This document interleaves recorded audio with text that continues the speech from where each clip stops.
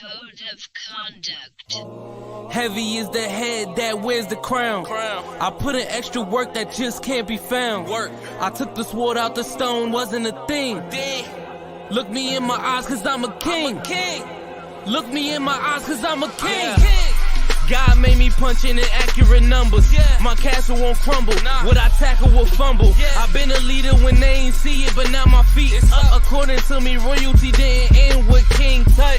Crown on my head, clouds is at my legs. Big says sky is the limit. I look down on the ledge. I push the bar like I'm opening a cell. Hands in my cookie jar, you won't come out with a single nail. I need all of mine. The weight of my shoulders won't fit on a scale. What's a king to a giant? Well, Goliath fell. Even if we playing chess, dog, this king can't be checked. I make all my moves on the board, I invented my steps. I'm a king, the blood of a ruler. I feel like Mansa Musa.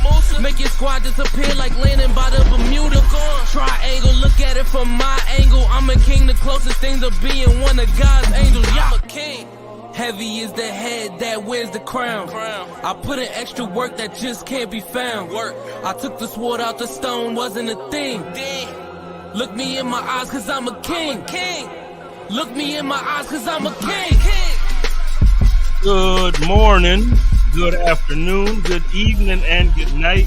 This is the Code of Conduct with the King podcast. I am your host, Jay Spence the King, and I am excited because this is something that has become somewhat of a tradition around these Code of Conduct parts. And it's what we like to call the Divisional Code, and so I'm joined by some of my my division rivals from around. I can't say SB Nation for everybody now at this point, but I have some of my friends from around the way. We have some representation from our Jets, our Jets rivals. We have some from our Patriots rivals. I don't know if we're going to get our Miami Dolphins rival joining us, but we'll start off. I do have my friend Thomas joining us from Gang Green Nation, and then I have my man Pat Lane joining me from Pat's Pulpit. What is going on, gentlemen? Let's start with Thomas. What's up, man? Hey, man, I feel it sucks that the other one isn't here because I want to start doing the gritty on this game. Things changed a lot since last year, man. I'm feeling nice.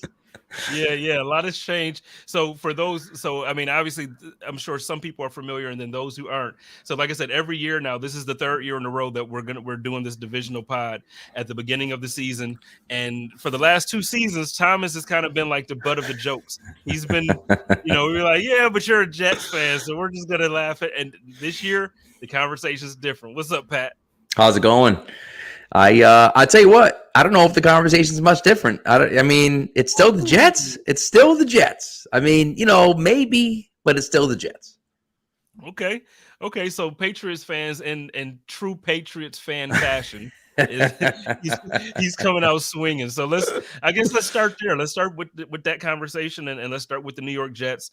We're not going to start with the game yet. We'll get to Monday Night Football, but first let's start with, like you said, Thomas. Like last year, the conversation for you was so different. Your energy was different. I don't even think you smiled at all last year on the episode. You already cracked a smile like 16 times, and we haven't even been live for 4 minutes yet. So let's start there. What's different for you? Like just right now, how are you feeling different? Why is it different? Like, go ahead, brag. This is your moment. It's a euphoric feeling for once to have like an actual quarterback that's been a staple in the league. 4-time NFL MVP, Aaron Rodgers. And now we actually have an answer at quarterback, something they've been waiting for with Zach Wilson that didn't work, and Sam Darnold that didn't work, and Sanchez that didn't work when we got so close all those years ago. So now it's just a whole different feeling. I mean, last year, you guys saw how I was, and then the Jets kind of surprised me. They played pretty well last year at the bye. They were 6-3, and then it all fell apart. Hopefully this year they do similar things, and then after the bye they kind of take off what I'm expecting. So I'm hoping for a lot of different things to happen this year for Gang Green. I mean, just looking at the moves that they made in during the offseason, it's hard to imagine them not being better. You're going to have a completely different outcome. Now, Pat, on the other hand, jumped right in, and he's like, man, is it different, though? The Jets are the Jets. Like, they're going to just jet it up. So, Pat, what are you – because we're going to dive into it real quick. I want to talk about offense and defense for all 4 teams in the division. But at just at first glance for you, why would you come on the show and that be your starting point? Well, first of all, I mean, the Jets are the little brother. I can't give them too much. You know what I mean? But the other part, I will say though, they are the only other team other than the Patriots to make it past the divisional round since the year 2000. So, they got that going for them. Oh, that's not true. The Bills made the AFC Championship game. Sorry, I misspoke. I apologize. Misspoke. I was letting you have it. Twice. I guess more than once. We'll put it that way. So, anyways, but it's one of those things for me that my biggest question is Aaron Rodgers, right? How does he respond? And right now, things are great. Everyone loves him. Hard Knocks is all about we love Aaron, and it's great, and this is so good, and we love him so much. And what happens if they come out and get smoked by the Bills week 1? And what happens if they lose week 2? And now they go into the Patriots game 0-2, and you're looking at it saying, oh my God, it's the Patriots, oh my God. And all New York's talking about for a week straight is how much Aaron Rodgers sucks, and it's the same old Jets and this and that. And how is he going to respond? And I think that's the thing that we don't know, right? And maybe he was miserable in Green Bay for the last 4 years, and that's why he didn't, I know he won the MVP. He shouldn't have won the MVP in 2021, but he did. But, we can have that conversation about, maybe he was unhappy and that's why things didn't. But, when things start going difficult, which they do for every team every year, right? How is he going to respond? And then in turn, how is the rest of the team going to respond? That's the question that I don't know. Now, the thing is that it's one of those, I don't know. And I think it's funny because Buffalo Freddy's talking about them getting hot. I think if they start hot, that's a great thing for them because they're out of the gate. If they beat the Bills opening night, that would be crazy for them. And now all of a sudden, things have changed and Aaron Rodgers is the best. And now they can ride that high for a while and things, you won't get to that. And at some point, they're going to hit a downslide, right? But at some point, if that point is, they're 6-2 and they start hitting a little bit of a downslide at that point, well, they're still in the good graces, things like that. So that's the question that I don't know, right? And of course, if you're a Jets fan, you have to be sitting there saying, well, yeah, it's going to work out and it's Aaron Rodgers and it's going to be great. But I'm skeptical about it. They're a hell of a lot better. They're way better off than they were last offseason. That's for sure. We knew Zach Wilson stinks. He's not gone, but he's not their starter anymore. And so they're way better off than they were. It's just a question of what does that mean this year? And can Rodgers do it consistently all year long? Because that's the one question for me. Yes. Yeah. Well, Thomas, before you jump in there, I guess, so from what Pat is saying, I can see why you would be skeptical just in if history repeats itself, then yeah, we can crack the jokes. And it's like you said at the beginning, the Jets are still the Jets. And that was kind of the joke about the Bills too. It's like the Bills are always going to find a way to bills it up at the end of the game, but things do change. And at some point teams look completely different. And I think for me, I had to change my tune about the Jets coming into the season. Because for me, and Thomas, I'm going to say this, and this is the only time damn time you're going to hear me say this publicly. It's the only time so soak it up, enjoy it, and then respond. But then that's it. After that, it's nothing but guns a-blazing. It's me. It's me with the front line with the knife out, like what's his name? And Game of Thrones. I'm Jon Snow with the whole army coming. After this, dude, the Jets are a really good football team. Last year, they had one of the best defenses in the entire NFL. They're carrying that over. You have two of the best, actually not two of the best. You had the two best rookies in the entire NFL last year. Now taking another step forward on offense. All they needed was somebody to play better than the quarterback that they did. Aaron Rodgers is going to be a lot better. He doesn't have to be MVP Aaron Rodgers that won it 2 years in a row where he throws for close to 5,000 yards and 45 touchdowns. He doesn't have to be that guy. If he can throw for, 4,000, if he can throw for 3,800 yards and 30 touchdowns with less interceptions and turnovers than what they had last year, or if he can score more than what 6 point? What was it? 3 points against the Patriots when you guys won with the kickoff. If he can consistently score 14 points, the New York Jets are going to be a scary team for the entire NFL and for our division. I'm not saying it again. I hate that I said it. I hate that there's evidence and footage now of me saying nice things about the New York Jets. Go ahead, Thomas. I was just going to say, I love that this is recorded so that in public, so that I can come back to this whenever I want to throughout the year. But to Pat's point, I kind of agree about the Aaron Rodgers thing. You know, the whole team, I mean, Corey Davis before he retired and a bunch of other members of the Jets were preaching how patient Aaron Rodgers has been so far with the offense. And even Aaron Rodgers himself has said that eventually that patience will wear thin. Now, if the Jets come out good against the Bills, you know, that extends a lot of things. But if they fall flat, who knows how that ends up turning out, especially with the New York media coming after them, because the honeymoon phase is going to be over if the Jets start off 0-2. If things start to get a little rocky there, and then you have the questions which Pat alluded to. So it'll be interesting to see how quickly they can come out to a start. And if they do have success against the Bills, hey, I'm all for it. If they can ride that wave, go 3-3, maybe was it 3-3 into the bye week, I think they could have a lot of luck there after that, because their schedule softens up a little bit. But the first couple weeks, man, it's going to be tough. Well, I think, you know, to your point, Spitz, I didn't mean to cut you off, but to your point, like the Jets are a very, very talented team. The defense last year was fantastic, and the offense just sucked.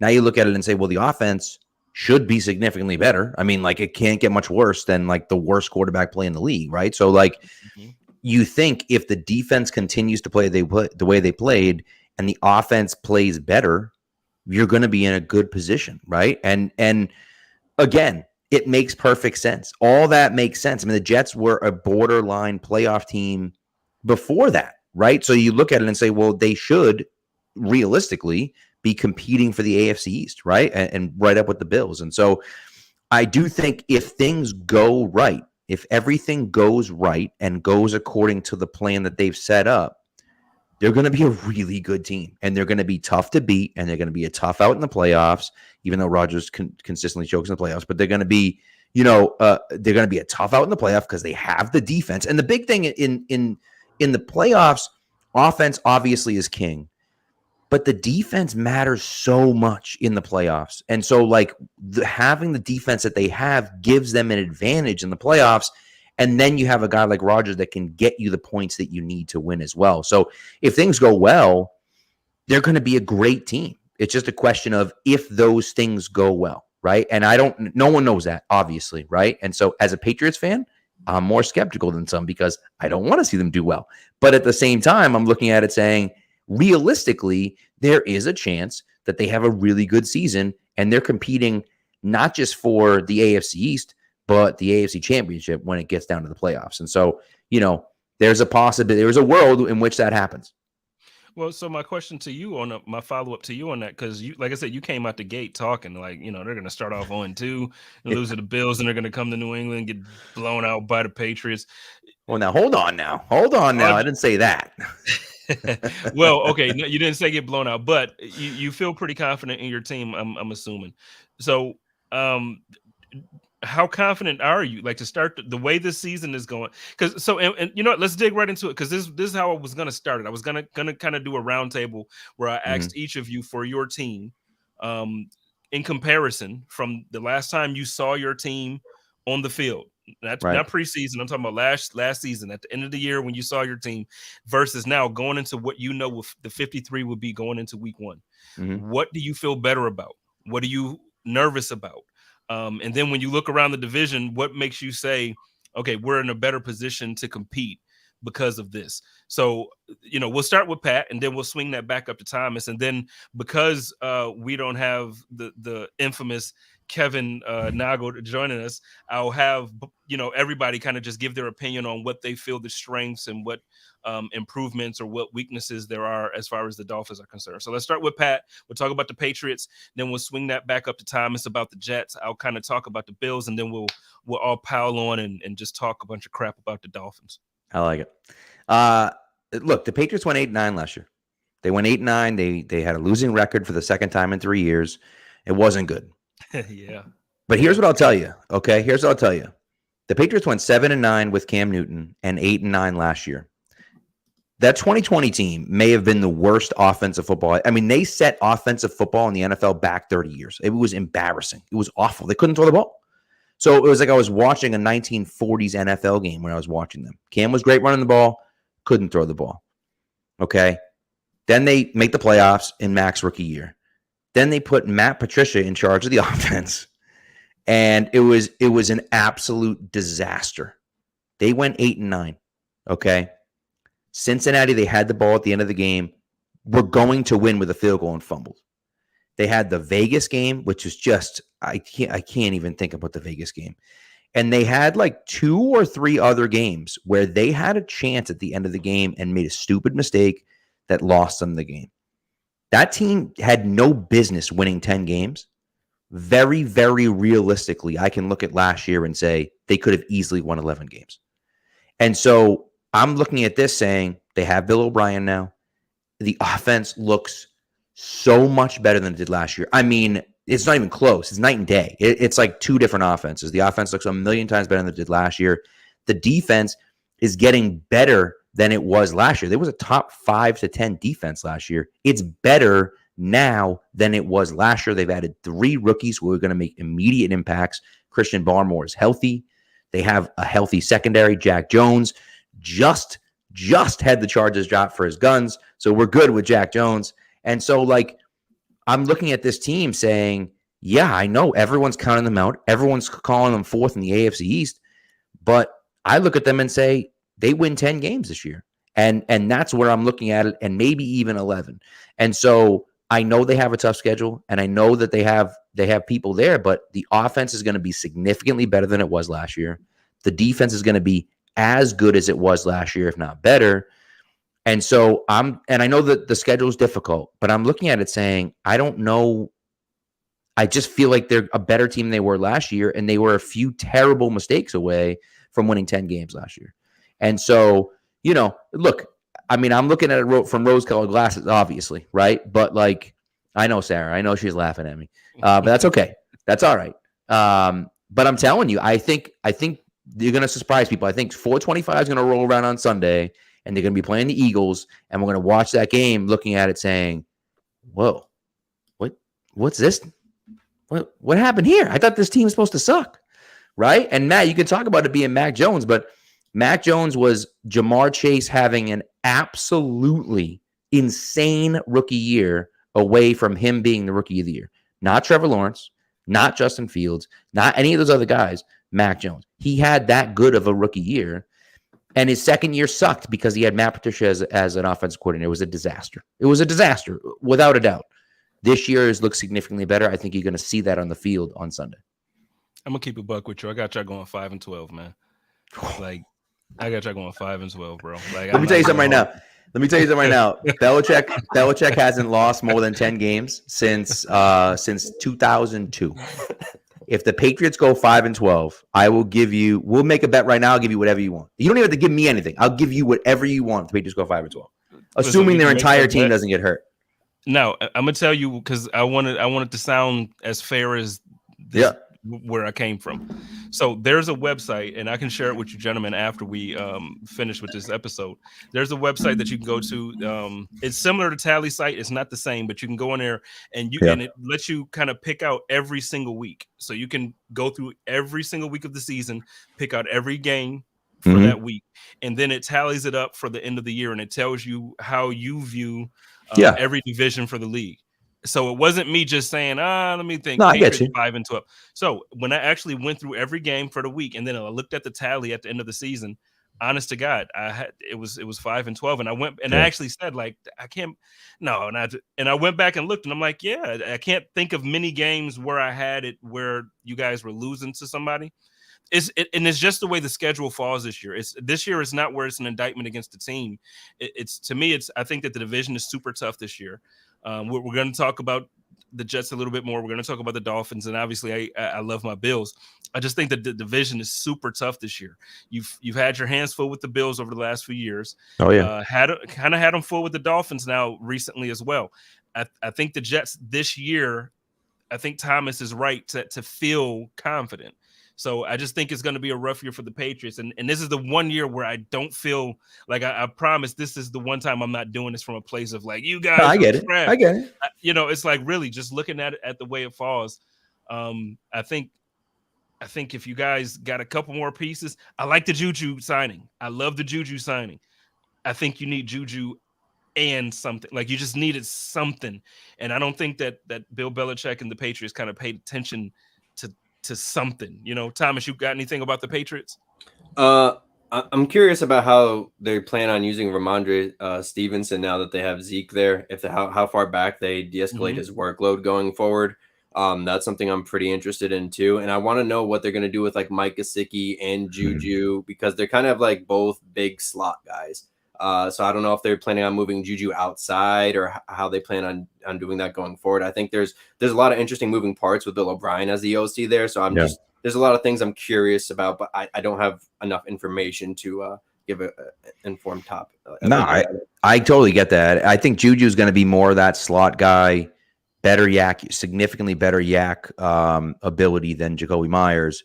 And Gesicki's more of that kind of seam route guy than necessarily in the middle of the field. So he'll be playing kind of that, deeper middle, I think, than Juju. And again, I don't know. I mean, he's going to mix it up quite a bit, but we'll see. And the Ramondre question is a huge question, right? I mean, that's one of those things fantasy wise, especially if you're doing your fantasy football draft, like where is Ramondre going to do? Where is he going to play? How many snaps is he going to get? Right. Because they obviously saw at the end of the year, he was dead. He had nothing left in the tank. Right. And so they needed Zeke to be a guy that can spell him. But at the same time, I was about to say Zeke's getting older, which I guess he is, but he's freaking 26, which is outrageous that he's only 26 years old. But they also can't give him a full workload, right? So it's that balance of like, let's not use Ramondre too much. He's our best offensive player, but like we can't use him too much, right? So I do think they're going to kind of struggle to find that balance a little bit maybe at the beginning. But hopefully they'll get there. And so here's what I'll tell you, Spence, I was just thinking about it. If the Patriots go 5-12 this year, okay, I will buy a Josh Allen jersey and a Jets hat, and I will wear the Josh Allen jersey and the Jets hat at this show next year. Okay. Wait a minute now. Write that down, clip it, whatever the case may be. This is getting published. I'm clipping this, and this is getting put out into the internets. 100% confident. Now, of course, the problem is that like, the Patriots like plane could crash on the way to New York, week 3, and then all of a sudden, I'm out of. But assuming something crazy like that doesn't happen, I can't imagine them going 5. We can't do the hypotheticals. You sound like a woman. Like, what if, babe? What if a gorilla jumped out of the cage and you can't? So you're like, well, if the Patriots? No, I'm saying 5-12. And you okay? So you said originally you had them going what 10-7, 10-7, 11-6. Yeah. Okay. I think this is a perfect, before I get Thomas's take, now swinging it over to the Jets, I think this is a perfect opportunity for me to take a break and get a word from my sponsor, Ficta Endo and Elmer Eye Care, because clearly Pat is seeing things if he thinks that the Patriots are going to win that many football games. It's time to say goodbye to the blur and hello to clear vision. Ficta Endo and Elmer are the first in Western New York to bring you Zeiss Smile technology. Along with our highly experienced surgeons, we promise an effortless journey to better vision. Gone are the days of fumbling for glasses or struggling with contact lenses. Embrace the freedom of superb sight, because we believe you deserve the world in HD. Visit us online at ficta.com and schedule a consultation. Ficta, Endel, and Elmer. We are focused on you. So real quick, though, I just want everybody to know, if you can't see and you need glasses, I'm going to tell you the best thing I ever did in my life was get LASIK surgery. And now they have new technology. I'm telling you, check them out. Pat is blind. Pat, I'm going to hook you up with my people. Hey, man. Endel and Elmer, we're going to hook you up. I'm going to get you, even if I got to pay for it to be a discount, I'm going to help you out, because you need to see clearly about your Patriots. Just listen, all I'm going to do is I don't need to, I got nothing to say, right? All I'm going to do is just let the season play out. Let's let the season play out. And by the way, I have them losing twice to the Bills. splitting with the Jets and splitting with the Dolphins. And really, it then becomes a question of, can they beat the Jets twice? That's where that 11-6 comes from instead of 10-7. To me, it's 10-7 because they split with both of those teams. And then you're like, that's already 4 losses. Where do the other 3 losses come from? I'm telling you right now, dude. I'm sorry. The San Diego Chargers, they're not beating the Patriots. They're not beating the Patriots. Just go ahead and look up Justin Herbert's stats against the Patriots. Go ahead. No, go ahead. If you'd like to, all those people out there in the message boards, go ahead and look up Justin Herbert's stats against the Patriots. They ain't good. I'll tell you that much. Okay. So you keep talking about stuff in the past, like, and this is the my last problem 2 years. That's what I'm talking about. No, but this is my issue with Patriots fans, man. Like, because like it's y'all last year. Okay, it's last year, right? But it's last year, like, because even what else, like, because you'll get mad, not you personally, but Patriots fans will be like, okay, yeah, the Bills won the division. I can't even do your accent, but your weird accent. You Bills won the division, and you drive your car to the game, and then you talk stuff about the Bills fans about last year, and then you'll talk about Tom Brady years, and you'll talk about how no, what are you doing this year? Don't lump me in with everyone else.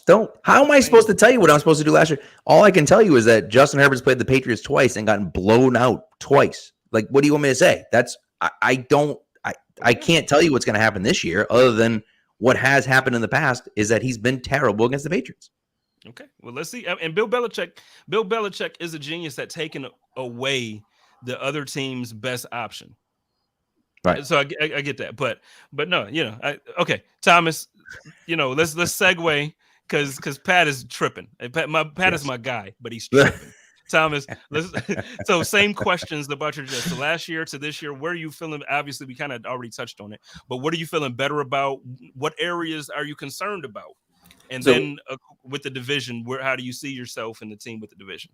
So, I mean, we kind of alluded to how much better the passing game should be. That's obviously the thing that I'm most excited looking about, seeing, capable quarterback play for the first time in like a dozen years would be nice for a change. Garrett Wilson's a stud. I think he's just going to get better with Aaron Rodgers there. A lot of comparisons to that Devontae Adams connection they had in Green Bay. And I see that a lot. Alan Lazard too, familiarity in the offense. I think that's going to play a huge role going forward. And I think a low-key signing there was Mecole Hardman. I think he's perfect for a K-gun offense that Nathaniel Hackett could run. And if they're truly looking to develop his route running ability, I think he could be a lot better than people think or thought about the signing going forward. More than like a late depth guy, I think he could be a solid wide receiver 3. If he improves, because he does have a lot of opportunity. My biggest concern, though, on the offense is actually like the running game. Because Breece Hall, I'm not sure he's going to start the season 100%. They got Dalvin Cook, but Dalvin Cook isn't the same Dalvin Cook that we've seen in years past. He's been notorious. Like last season alone, he was 39th in EPA per rush among running backs, 36th in DVOA, and his rush success rate was 33rd among all running backs last year. And that was on a pretty good Minnesota Vikings team.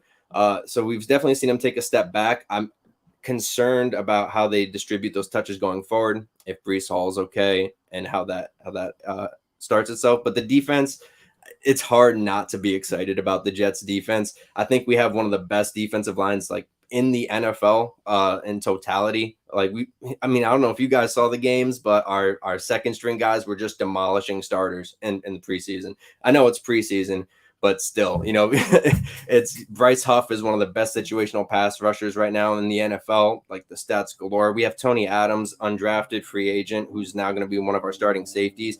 That kid's a sleeper, and I think he's going to really surprise people in a safety position where the Jets were just not that great at last year. And I think they improve with him there now. And the Jets have a really great cornerback duo, obviously, with Sauce and DJ Reed, he is super underrated, man.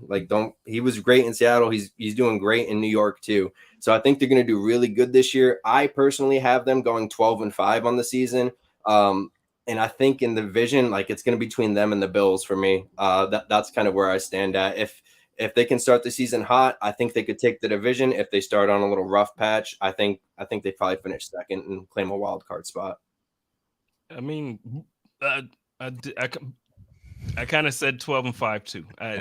That is the record I have of them as well. And I have them beating the Bills Monday. I have them winning, starting the season off with a win. You know, I don't think it's going to last for the entirety of the season like you're probably hoping. I think it's going to be one of those things where kind of start off hot and then kind of fizz out, unfortunately.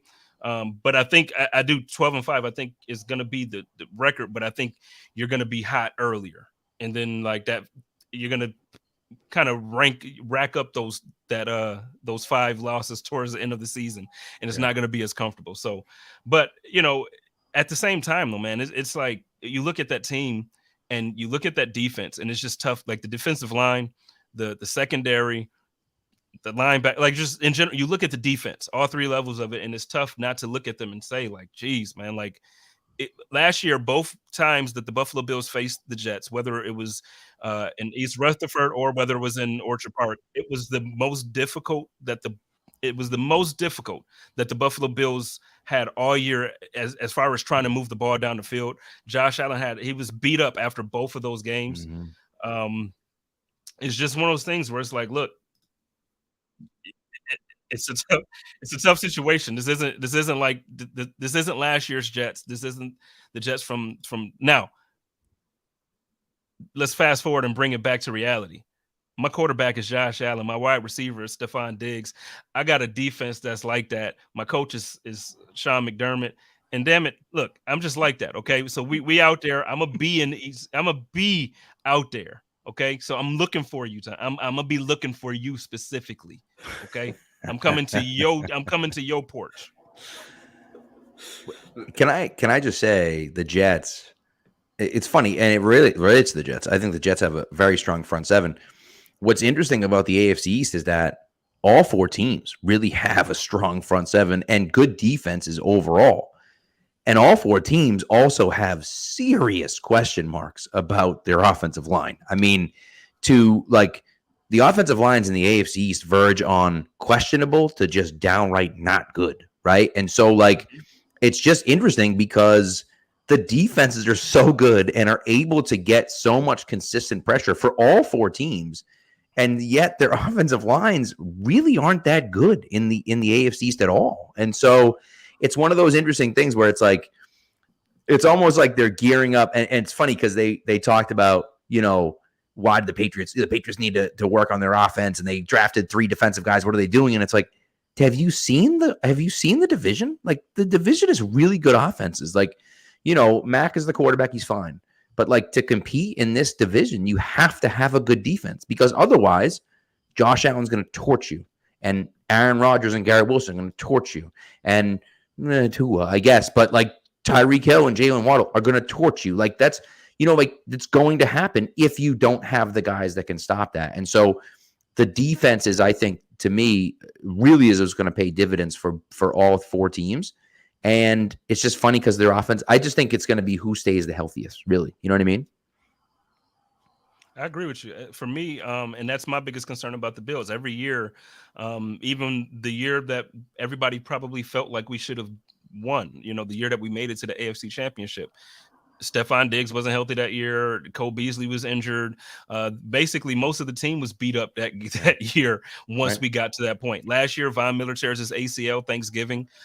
So I think really around the league, you can say that. But I feel like personally for the Bills, it's like, nah, man, we really – look, it's one thing to say, like, we got one of the most talented rosters. But, no, we got to have that roster be healthy at the end of the year when it matters. So, you know, so to both of your points, I agree with what both of you are saying about both of your rosters. Before we talk about the Bills, let's talk a little bit about, you know, everybody's favorite team on here. Let's talk about the Miami Dolphins, and let's let's talk a little bit about because I think the Dolphins are interesting, and this is why. Again, I'm trying this thing out this year, trying to be a little bit more honest instead of just cracking jokes on these guys, even though, because I think Tua is a lot better than what most of us normally give him credit for publicly.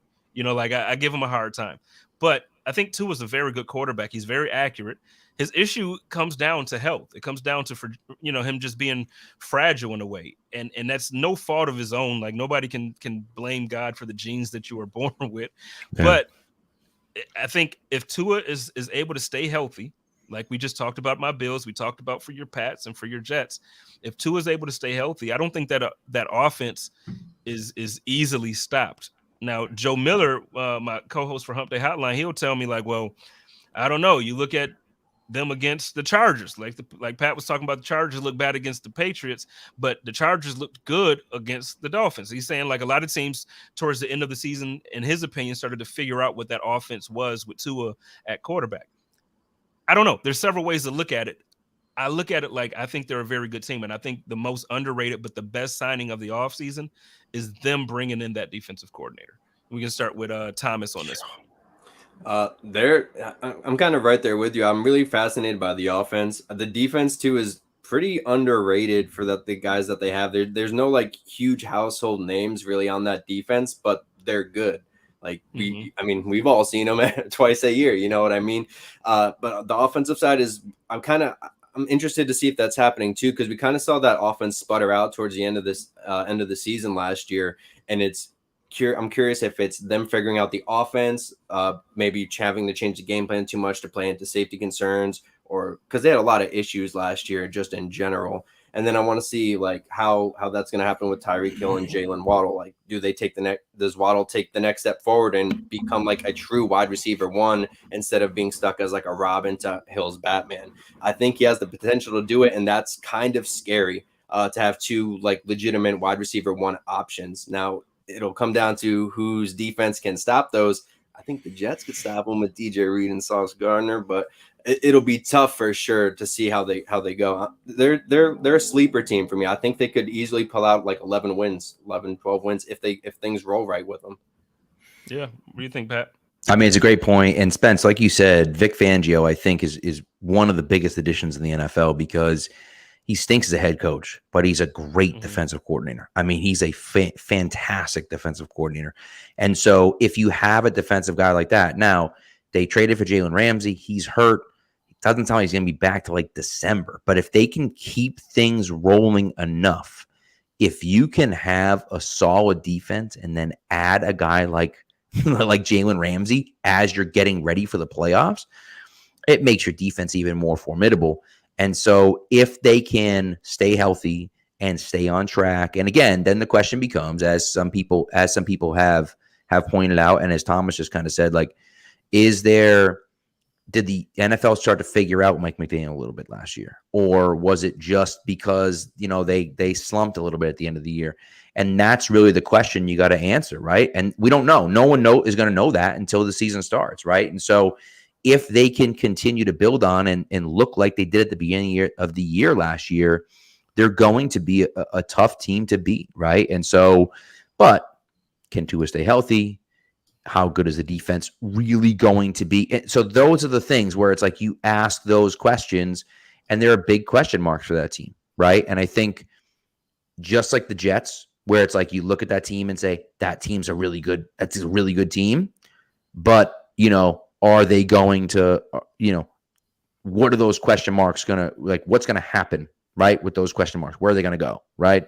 Mm-hmm. And then the same thing can be said about the Dolphins, and I think the same thing can be said about the Patriots. You guys disagree, that's fine. But I think the same thing can be said about the Dolphins, where you have those question marks, and then it says, all right, well, the season is going to depend on how those things play out. If it plays out and everything plays out well, they could be the number 2 team in the division.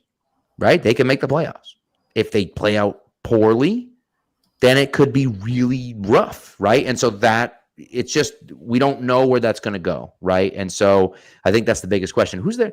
Someone beat out Skylar Thompson for the backup quarterback. Who was it that they picked someone up recently? Was it Mike White? That's who it was. Yeah. Mike White. Yes, that's right. Mike White beat out Skylar Thompson for the backup quarterback role. So Mike White's good for like a backup QB dub. You know what I mean? So if Tua goes down for a game, Mike White could get you a game in there, So, we'll see. We'll see. But I do think that they're an intriguing team. I think they have the worst quarterback in the division, but I think they're an intriguing team. And I think that they're a team that could make some noise if things break right for them. No, I agree. I think overall, all my thoughts at the beginning of that question, I think, are if you lay them out and you're honest about it, even as fans of other teams, I think if you look at them, it's like, okay, this is why this team can be dangerous. This is why I would be nervous about it. But again, like we talked about, like you mentioned about the Jets, I guess we all will say it's the Dolphins, because last year the hype was around the Dolphins. Last year, Oh yeah, they get to Tyreek Hill, the trade happens, and it's like, oh, this is going to be the most dynamic. This is the fastest offense that you're ever going to see, because they have Jalen Waddle and Tyreek Hill. Oh my God! And the coach is bringing Shanahan's offense over, and oh my God, it's going to be. And it was a high-powered, high-scoring offense. But yet it still just wasn't quite enough. Matt in the comments here wants to know, is Tua worse than Jones? He doesn't see it. I feel like we kind of talked a little bit about that, but let's get your opinion on that, Pat, because we're talking about your guy here. How do you think Tua is a better or worse quarterback than Mac Jones? So I mean, I just said it. I think Mac has the capability of being a better quarterback. Now, listen, here's the problem, right? Last year was bad, and that's hand up, like 100%. I agree 100%. In 2021, as a rookie, he had 3,800 yards passing and 22 touchdowns. Quarterback rating of 92.5. Now, quarterback rating is whatever. It doesn't matter. He had 3,800 yards passing, and against the Bills, he attempted 3 passes. So, in a normal game, just one normal game, that's 4,000 yards passing as a rookie, right? That's a pretty solid rookie year, right? And the offensive firepower in 2021 wasn't exactly unbelievable, right? And so I think their receiving core is better than it was in 2021. I actually think Bill O'Brien's offense is better suited for Mac Jones than Josh McDaniels' offense was. And so I think that he's going to be as good, if not better, than he was in 2021, right? And so that's one of those things. And Freddie, I know you can talk about the Patriots video editing team. I was at practice, not every practice. I was at the majority of practices this summer.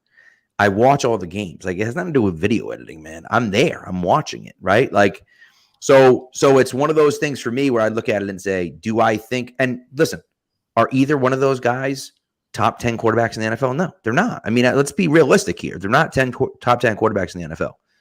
But I think Matt can get you to that fringe, that top 15 guy, right? And my ceiling for him, what I think he can be is Kirk Cousins. I've said it all along. Kirk Cousins is what I want Mac Jones to be and what I think Mac Jones can get to. And people go, oh, Kirk Cousins stinks and this and that. Look up Kirk Cousins' number, man. Like, look, if he doesn't puke in big moments, Kirk Cousins is a top 10 quarterback in the NFL. At least top 12 at worst.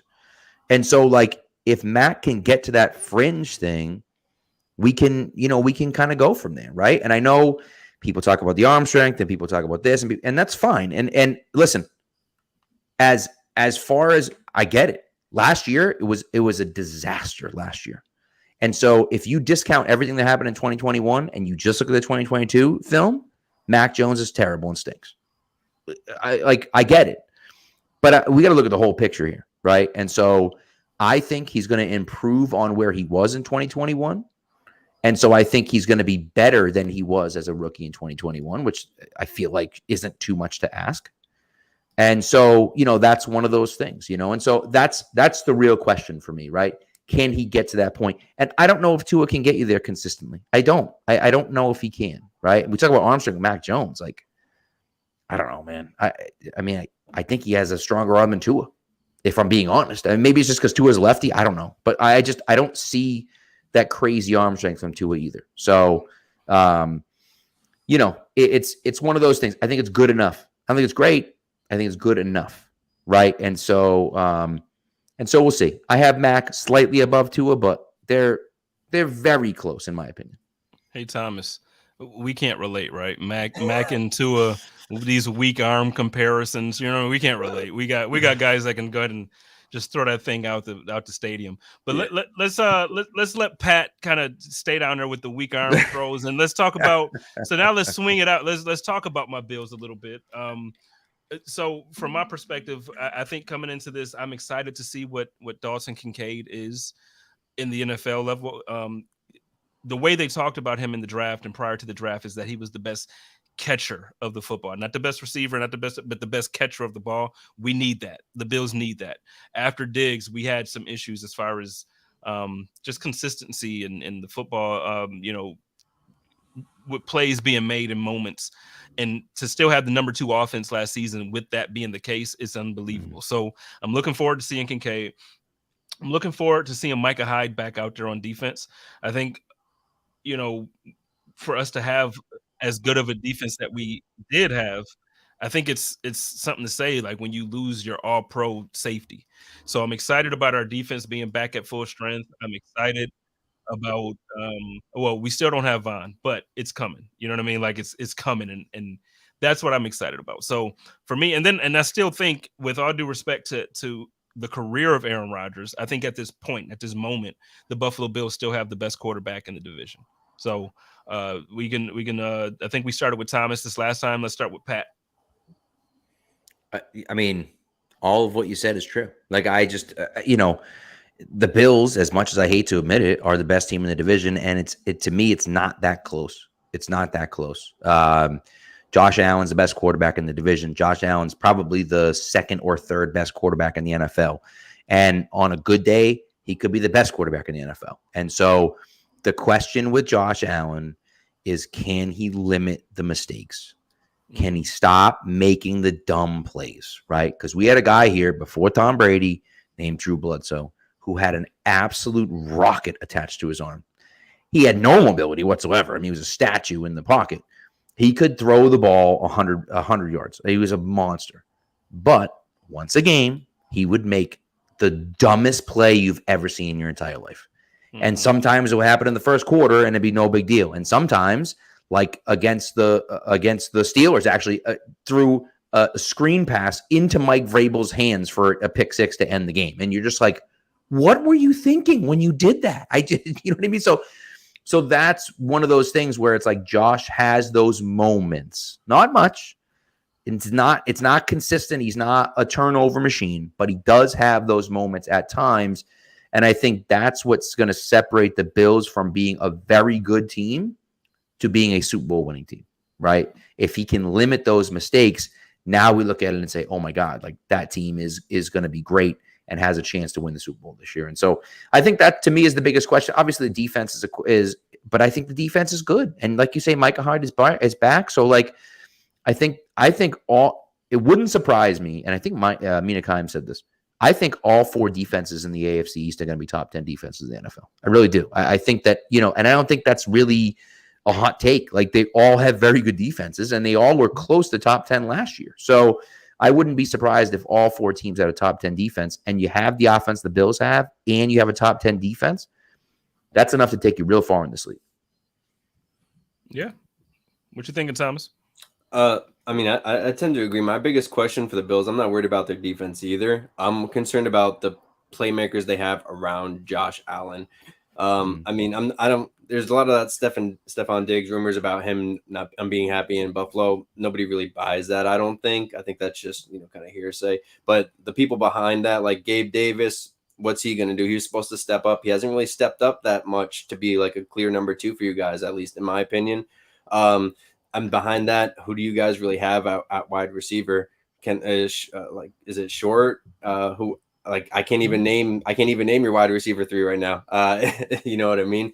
And that's why you guys drafted Dalton Kincaid. But how is that going to mesh out? Like, how is that going to gel in that offense? It's a new offense. Like, my biggest question for the Jets is are we going to be able to take the Bills by surprise while they try to gel together for those first couple weeks, and how that offense is going to gel together? And another thing I'm kind of curious about is, are you guys having James Cook as like your every down back, or is it going to be a Damian Harris 1-2 and then James Cook receiving back?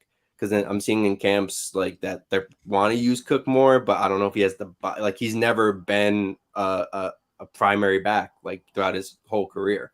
So I think that the pieces around Josh Allen have a lot of questions. As is Josh Allen, he has to stop his turnovers a bit, make some stupid plays Pat alluded to. But I think the playmakers around Josh Allen, not named Stephon Diggs, have to really step up if the Bills want to keep their like reign on the top of the AFC East. Yeah, no, I hear you. And the point that both of you make about the turnover or the turnovers, I am one that I get beat up a lot by Bills Mafia because I constantly, I'll come out and say like, look, we can't score, what we scored at home in the playoffs against the Bengals at home and say that, we're whatever we're saying that we are. And you can't be the quarterback that everybody is saying is a top 2 or top 3 guy, and you lead your team to that type of offense at home in the playoffs. So I'm with you. Too many red zone turnovers. He threw too many too many interceptions in the red zone, too many fumbles. But that's part of what we love about him, right? As a Bills fan, it's like when he makes those plays and then it turns into, for instance, like the Patriots game, that Thursday night football game, when he's running and it's right before the halftime and he's running to the right boundary and he's running out of bounds and he jumps off one foot and then all of a sudden he throws it back inside. And was it Dawson Knox that game or was it Gabe Day? I think it was Dawson Knox that game who caught the touchdown right before the half when Josh was going. And it's like, so typically that would be a play where it's like, oh my God, Josh, you ran out the half. You ran out the time. You should have called a timeout. We could have got 3 points. But then he turns around and gets a touchdown. And it's like, this is why we love Josh Allen. So while I'm saying, I'm so tired of the turnovers and we got to stop with the turnovers, it's also like, yeah, but Josh, do that thing, man. Go ahead and do that thing, man. So I hear what both of you are saying. And as far as Thomas, what you're saying, wide receiver too, bro, I am with you. I when I tell you your wide receiver 2 can't have a 50% drop rate. Yeah. That just can't happen. And that's not a me saying it to hate on him. That's not a me. I love him. I love every member of the Buffalo Bills. I want all my guys to succeed. You know what I mean? You can't be that guy, or you can't say you're that guy, and then that's what we're doing. We can't. We got a 50% drop rate as a wide receiver too. And the thing that's insane to me is that, again, we had the number 2 ranked offense. Like, to have that, but your number 2 ranked, come on, 50%. But go ahead, we can move. Yeah, no, it's I will say with all the comments, I will. It's funny reading all the comments, and I feel like this is like a public service that I'm doing. I'm coming and being nice and being friendly so that, Bills fans can celebrate, you got stomped for 20 years and now things are good for you and not as good for me. And you can celebrate about it. And hey, I mean, listen, I dished it out as much as you guys did 20 years ago. And so, and so I'll take it. I can take it, but it's fun. It's fun going back and forth. And I love coming on here because it's all love. It's not, no one's yelling at each other. No one's getting mad. Like it's, we talk trash, but it's not, it's not serious. And I enjoy doing that. Yeah, no, I love doing this every year with you guys. I love to start the season off with my division guys and just have a good time. And I get good information, things that I don't think about from the outside looking in about your team. But then also it's just, it's fun to kind of get with you guys every year and have some fun. And again, I want to shout out my guy Kevin over at the Phinsider. He normally joins us. He wasn't able to do so this year. We'll have to get him on the code of conduct this season when we play Miami. I did want to take a brief moment. Normally I don't stop the show for much of anything, but John Scott is reporting out of Syracuse that former Syracuse star and Buffalo Bill Mike Williams has passed away following injuries suffered during an accident working at a construction site. So for those of you who grew up in Buffalo and you're around my age, most of you probably know Mike. He was that guy around Buffalo who was pretty well known, who was a basketball player, football player. Everybody loved him. Funny guy, good dude. So if you know him, you know his family, this is the time to kind of be comforting and try to provide some comfort. My prayers go out to, his family and the community, anybody that is connected to him and anybody who's loved him. My prayers go out to him. So, awesome. But let's try to end off this on a lighter note of that. So the season is here. Oh, wait, shout out for my man, Buffalo Freddy with the super chat. He said, thank you for the entertainment and extremely slight. First of all, we're going to get our retribution. I just want you to know that we are coming for you, Pat. from now until the end of times, we're coming. Hey, for man. you. But he wants, so Buffalo Freddy wants you to know that. And then Thomas, he says, always a pleasure as well. Shout out to Buffalo Freddy. He has the best tailgates every year in Buffalo. So if you come to Buffalo for a game, go to the Bills Mafia house and look for my man Buffalo Freddy. He's gonna hook you up. And that's one day I'm gonna go. I do a road trip every year. I went to Lambeau. Let me tell you something, fellas. I went to Lambeau last year.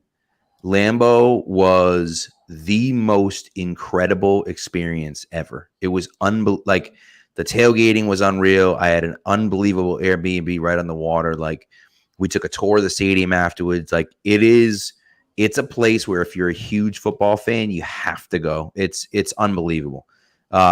Which is really cool. So, but I'm going to Pittsburgh this year. I am going to make my way up to Buffalo. So when I go up to Buffalo, Spence, I'm going to be hitting you up because I know you know all the people down there. I'm going to try to get to some tailgate because, listen, I'm going to be decked out on my Patriot stuff and I'm going to be rooting for the Patriots. But, I want to meet up with some Bills fans over there too that because people say, oh, it's crazy. And people start fights and this and that. And I'm like, no, I don't want any of that. But, I want to try to meet up with some of those Bills fans and hang out and, maybe you'll even be there too. You never know. So yeah, depending on the week, man, let me know. Now, there's a hard stop for me after Halloween. I'm not going no more in the cold. I refuse. I'm done. Like, once that snow starts hitting, I'm done. Like, just count me out from the jump. And I don't care. People can talk about me. Spence, you're not a real Bills fan. You're from Buffalo and you're cold. Hell yeah, I'm cold. It's the reason why I moved out to the Valley. I moved to Arizona on purpose. It wasn't by accident. It was by design. I don't want to wear long johns. I don't want to have a down jacket. I don't want to be layered up. I don't want to have hand warmers that don't seem to work until you get back in your car. Why do they get hot when you get in the car? But the whole I know, time is that the worst? They're dumb. They're so dumb. And then, like, okay, I'm sorry. I'm getting off track real quick. So before we're gonna do score predictions. I got one more message, and then we're gonna get right into our score predictions. Hey, football fans, the season is here. So that means family, football, and food. But for the NFL's best fan base, it can't be just any food. Bills Mafia only eats the best during the season. And the best is Picasso's Pizza. With 4 great locations in Western New York, it's so easy to treat yourself to the most flavorful pizza on game day. Picasso's. We are Buffalo Pizza, shipping local and nationwide. Order online at picassospizza.net. Bills Mafia is back. Are you ready for it? The 3rd annual Buffalo Rumblings IPA beer release party is going down September 16th, 6 p.m. to 9 p.m. at the Resurgence Brewing Company located downtown at 55 Chicago Street. I'm going to tell you what, you do not want to miss this event.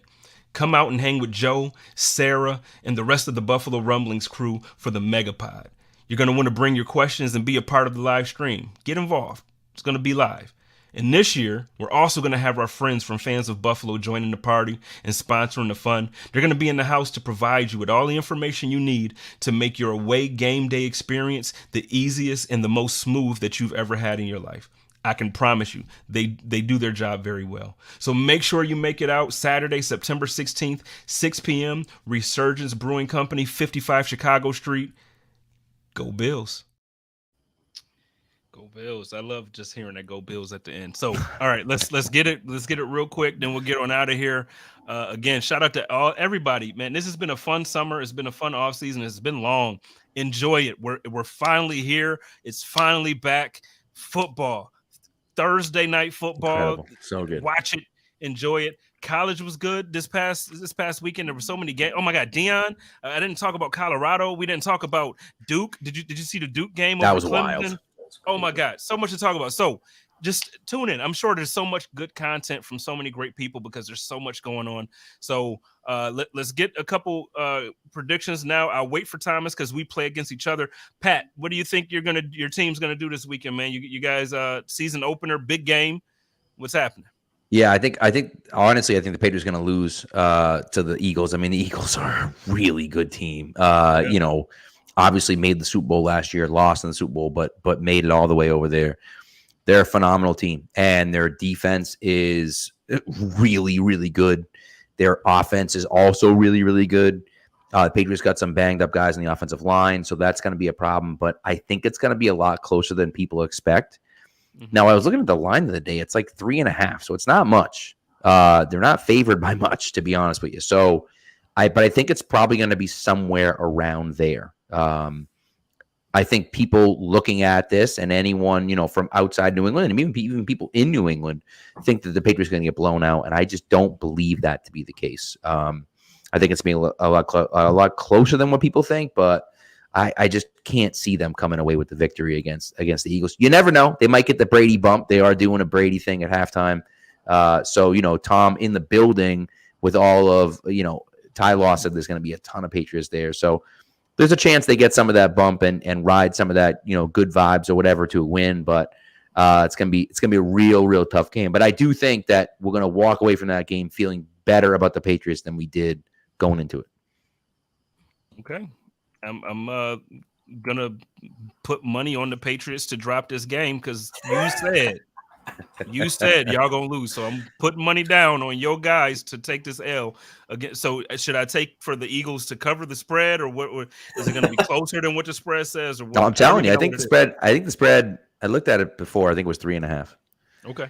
So I wouldn't take the spread if I were you. But then again, if you get that big negative sign, right, that big minus sign in front of the Eagles, I don't know if I'm touching that either. You know what I mean? So I'm a terrible gambler. Although I am 3-0 so far this season in the NFL, which is great. Bet on some preseason games, and then I hit a bet college football Saturday night. Oh, 2 bets actually this weekend. I was 2-0 this weekend, 4-0 to start football season.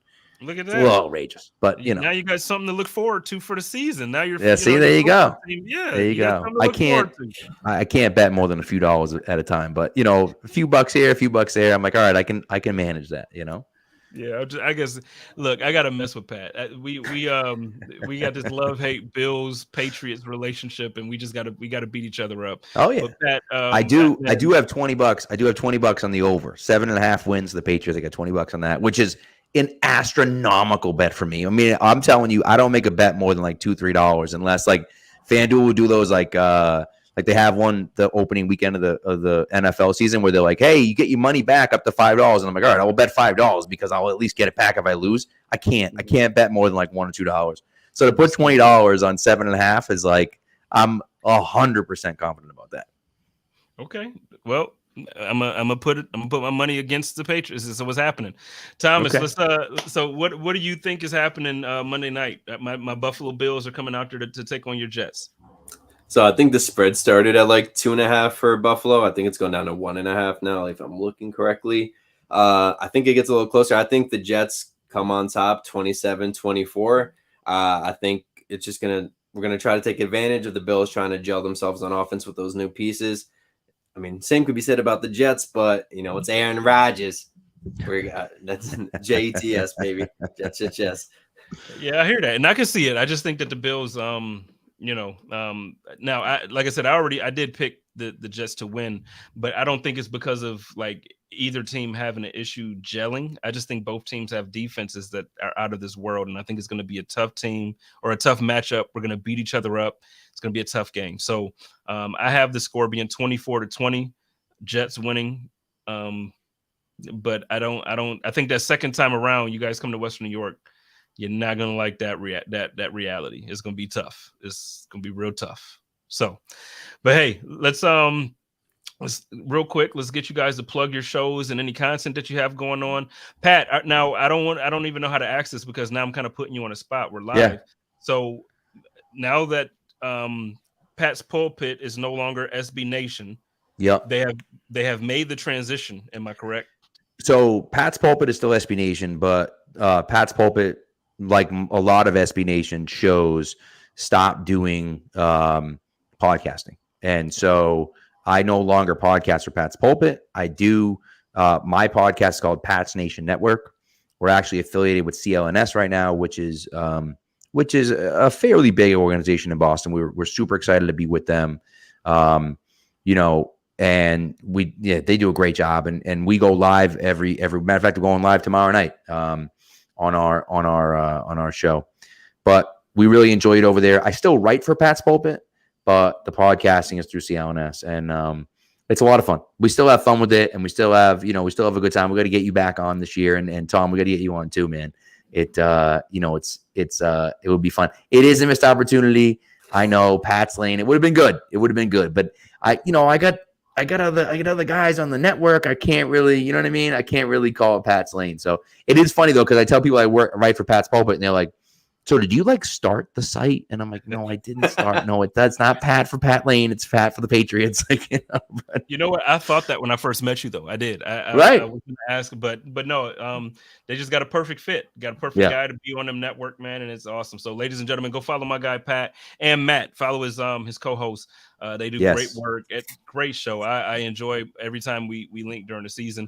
And then Thomas, same thing, man. Why don't you go ahead and let everybody know what content you got coming up or what's going on over there with Gang Green, and then we'll get on out of here. Oh yeah, you guys can catch me every day on the Flight Connections. Sometimes I'll do some guest interviews from guys from the Jets past on the Jets Connection. So make sure to keep an eye out for all of that. All right, and y'all know how I do it over here with Buffalo Rumblings. It's your boy Jay Spence the King. Y'all love each other, take care of each other, and live in peace. And as always, y'all stay positive. Test negative. Go Bills. Let's go. Code of conduct.